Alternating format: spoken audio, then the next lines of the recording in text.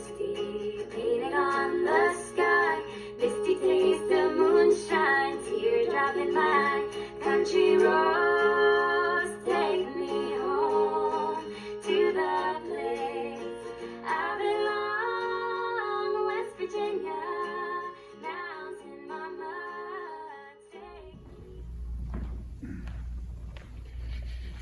There's an elderberry bush behind the parsonage. You know, elderberry bushes aren't that pretty. My wife every year asks me to cut it down, but I never do. The reason I don't cut it down is because of the memories it prompts me of. When I was young, there was a woman that traveled the streets of Craigsville, and she had a sack on her back, and she walked with a cane. And she would knock on doors and people would let her in, and she would go in and they would talk and talk and talk. And they would talk about everything. She was a very Christian lady. And she would not sell elderberry jam, but everybody knew she had it. And they would always ask for it. And that's how she gathered her money to live. Her name was Mary Dean. We called her Elderberry Mary as children. My next door neighbor, Peg Bly, would make elderberry wine. And he walked with a cane, and he was always making different kinds of wine, elderberry, dandelion wine, this and that. One day, Ben said, let's go to Beaver Creek fishing. Ben was his son, my next door neighbor. Let's go to Beaver Creek fishing. And I said, okay, let me check with my parents. And they said, okay, just be back by 2 o'clock. And we went to Beaver Creek and we were fishing. We were catching those little horny heads. We must have caught 20 of those. As we was fishing, Ben would pull out a jug of elderberry wine that Peg had made. And we'd take a sip of it. And we started drinking that and fishing. It was a hot, hot day. And after a while, I was sort of numb, couldn't feel my legs, and I was dizzy, and sweat was popping out on my brow. And I said, Ben, I'm going over here in the shade and lay down for a little bit. It's the last thing I remember. I slept there, and when I woke up, I looked around, and Ben was gone, and I thought, how long have I been asleep? I was supposed to be back home by 2 o'clock. How long have I been asleep? I walked up the hill, and I passed by the store, Louis Baber's store, and I looked in, and there was a clock hanging on the wall, and it said 7 o'clock. I was supposed to be home at 2, and it's 7 o'clock.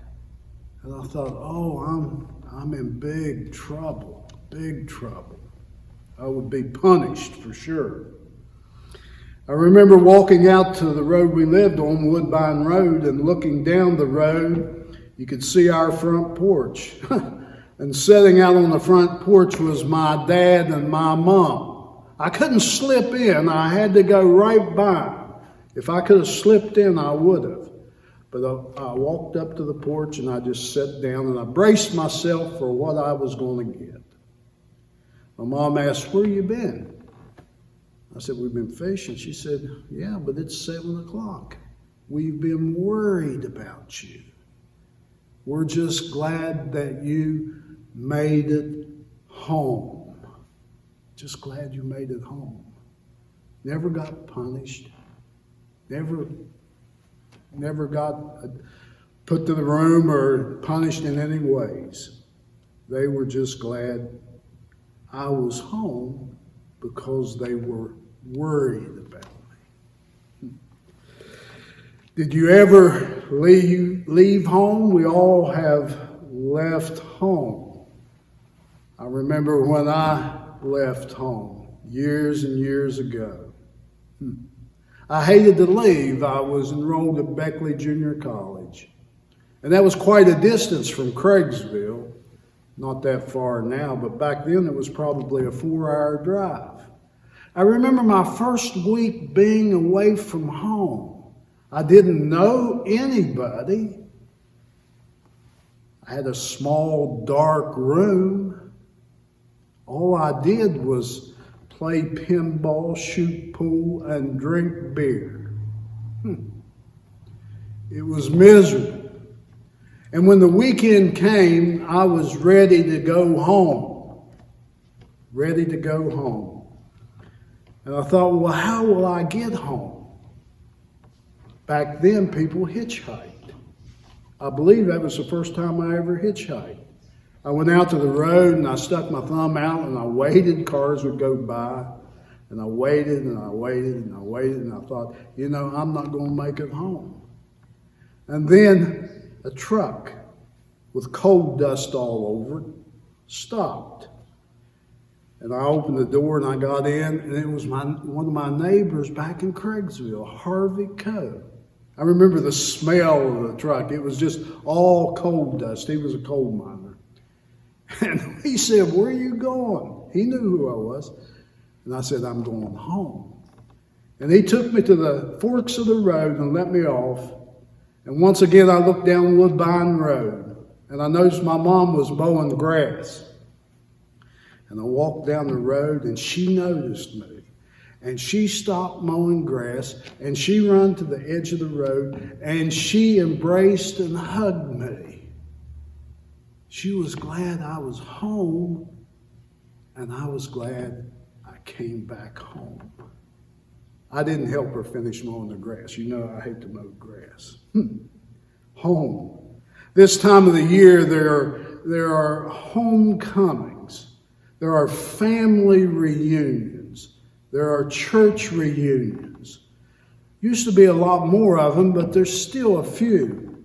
And people really enjoy that because they have the opportunity to come back home and remember home, see people that lived there with them, that worked there with them, and they talk about stories and things they did while they was home. Coming back home.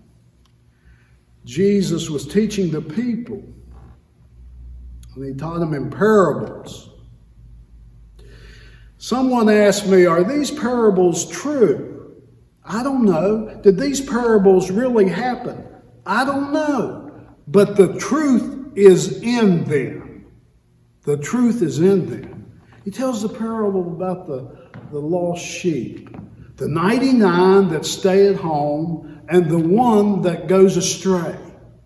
He goes after the one that is gone astray and leaves the 99.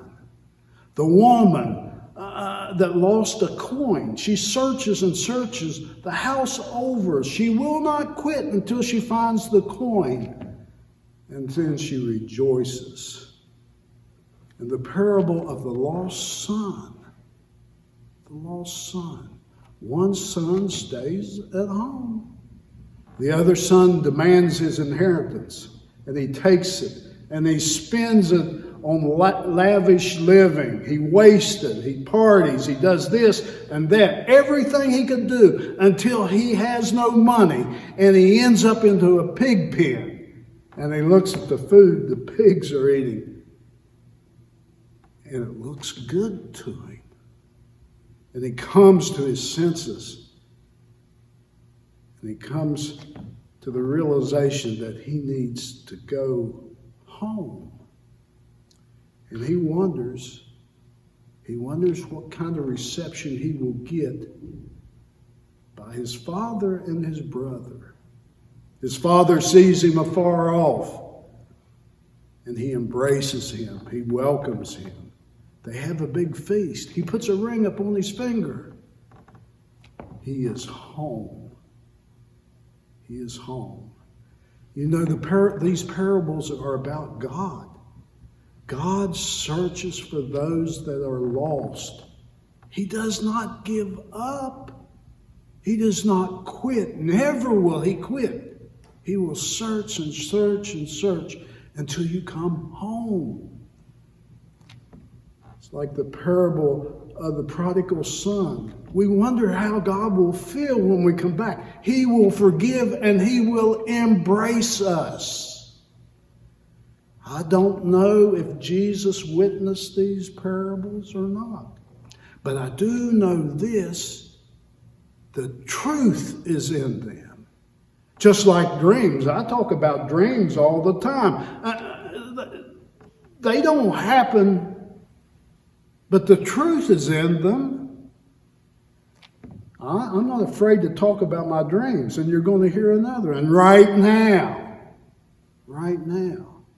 I was invited home to preach at Chestnut Flat Church in Crupperneck, a church that my grandfather founded. And I invited Bland Street and Trinity, and you came, both of you. You came. The church was full, both sides. And I stepped out and I tried to speak, but you wouldn't quit talking. You wouldn't be quiet. You wouldn't listen. As hard as I tried, you would not listen. And I remember looking back at my grandfather, and he had his head in his face, shaking his head like that, disappointed that I could not get your attention. And eventually I thought, what's the use? And I just stepped out of the pulpit. And I turned around, and everything was quiet. And an image steps out. It's the image of Jesus. And He said something to you. And things got quiet.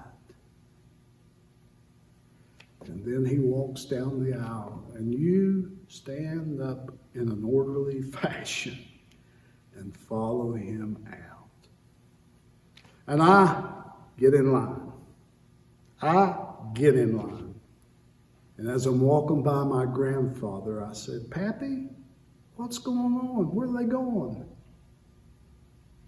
And he said, they're going home. We're going home. Let's go home. And I stepped out of the church, and I went around to the church, and there were windows, and I looked in the window. 2 of you were still there. 2 did not get up to go home. And I said, we're going home. But you did not follow. Don't just sit in the pew. It's time to come home. Amen. Country roads take me home to the place I belong, West Virginia, mountain mama, take me home, country roads. I hear a voice in the morning hour, it calls me, the radio reminds me of my home far away, and driving down the road I got a feeling that I should have been home yesterday. Country roads take me home to the place I belong, West Virginia, mountain mama, oh take me home. Country roads take me home to the place I belong, West Virginia, mountain mama, take me home. Country roads, oh take